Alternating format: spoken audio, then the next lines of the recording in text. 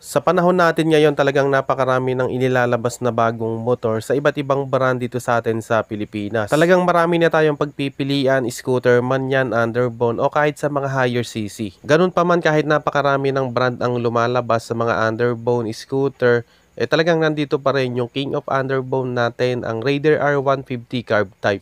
Kaya sa mga nagbabalak maglabas ng Suzuki Raider R150 carb type, kung wala ka pang idea sa motor na to, panoorin mo tong video na to hanggang dulo. Bali ngayon mga tol, ito yung bagong kulay ng metallic Triton Blue. Pero pagdating sa specs ay ganun pa rin naman to sa previous model. And pagdating naman sa design, wala ring binago si Suzuki dito, no? Ito pa rin yung reborn na sumunod doon sa new breed. So available nga pala to mga tol dito sa Suzuki Royce Cabanatuan City at mabibili natin to ngayon sa halagang 108,900 pesos.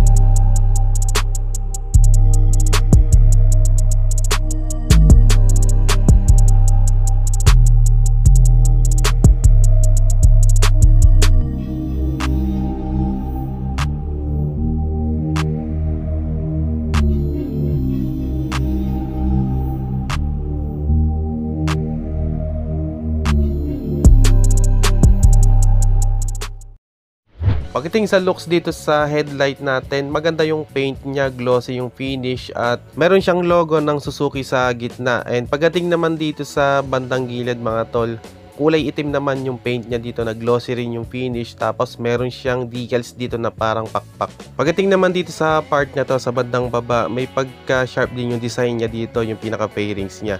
And sa mismong headlight naman natin, bulb type pa rin yung ginamit dito. Tapos meron siyang blue effect dun sa lens. And sa turn signals, bulb type pa rin yung ginamit. And dito naman sa part na to, nakalagay yung pinaka-park light niya. Sa suspension, naka-telescopic fork, tapos meron siyang protection sa inner tube. And sa front fender, simple lang naman yung design niya, tapos meron siyang glossy paint. Pagdating sa wheels natin, ganun pa rin yung design niya. Meron siyang kulay na metallic blue. Pagdating naman sa size ng gulong, may sukat itong 70/90 rim 17 and tubeless na rin yung ginamit. Then sa brakes, meron siyang malaking rotor disc with 2 piston caliper. Pagdating naman dito sa side profile, marami siyang decals na nakalagay dito, yung mga specs ng makina.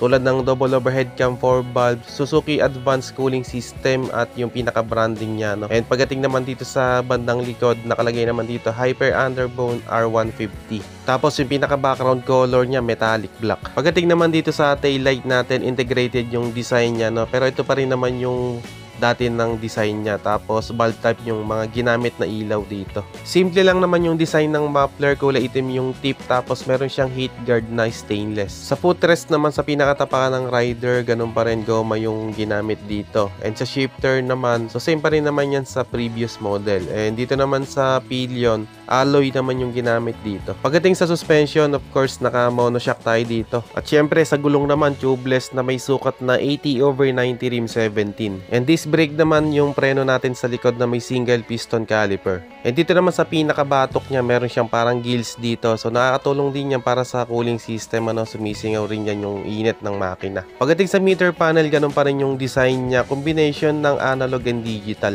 Sa susian, naka-mechanical key shutter, at sa switch naman sa handlebar, dito sa kanan meron lang siyang electric push start. Dito naman sa kabila, meron lang siyang high and low beam, turn signals, yung busina niya at yung choke. Pagdating sa upuan, maganda yung cushion na ginamit, makapal na, tapos hindi naman siya ganong katigas. Yun nga lang, hindi siya ganong kalapad. Tapos sa ilalim naman ng upuan natin, wala siyang compartment dito, no? Meron lang siya dito yung fuel tank niya at yung battery.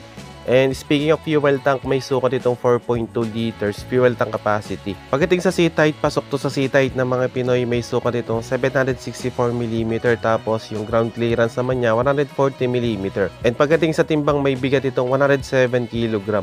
Pagdating naman sa engine specs, gumagamit ito ng 147.3cc 4-stroke liquid cooled double overhead cam 4-valve single cylinder carburetor engine na kaya mag-produce ng 11.6 kW at 9,000 RPM at max torque na 12.5 Nm at 8,000 RPM. And sa transmission, meron itong 6-speed manual gearbox. At syempre, andito pa rin naman yung kickstarter niya na para kung sakaling magloko yung electric push start, mapapaandar pa rin natin gamit yung kickstarter. Okay mga tol, yan ang update natin para dito sa Suzuki Raider R150 Carb Type. So anong masasabi nyo dito sa Suzuki Raider R150 Carb Type? Sulit pa ba? Comment nyo naman dyan sa comment section. Hanggang dito na lang muna mga tol kung umabot kayo sa part ng video na to. At sa mga solid viewers natin dyan, maraming salamat mga tol sa panonood. At kung bago ka lang sa channel na to, huwag kalimutang mag-subscribe at paki-on na rin ang notification bell para ma-notify ka pag may bago tayong upload. Meron din tayong Facebook page, pa-like and follow na rin. Maraming salamat mga tol. Always ride safe and God bless.